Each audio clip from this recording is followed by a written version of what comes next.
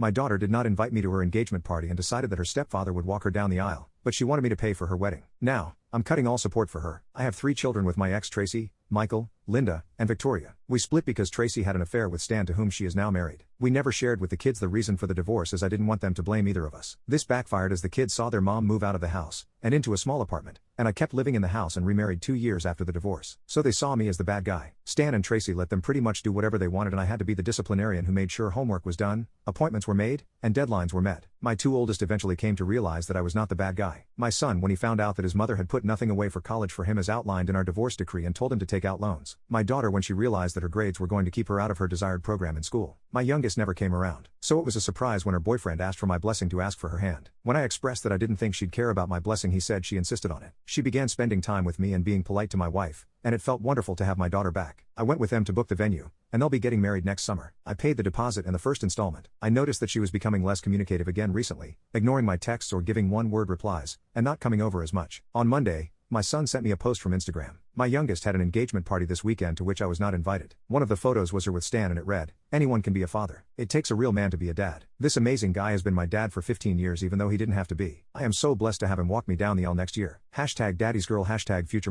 my kids wanted for nothing their entire lives because I never let them go without. Even when they wouldn't talk to me, I made sure their needs were met. I texted Tracy to ask why I was not included. She replied that Victoria didn't want my wife there because she wanted a drama-free day. My wife has literally never started drama in her life. I asked if Stan and I would both be walking her down the aisle. Tracy didn't respond, but Victoria called me up demanding to know what my problem was. I repeated my question and she replied that no, Stan, her dad, would be walking her down the aisle. I told her that if that's what she wanted I would be fine with it. I told her to let Stan know the next payment for the wedding is due in November. Stan and Tracy do not have the money for this wedding and think I'm being an asshole. Linda says if I do this, Victoria will never speak to me again. Michael is on my side.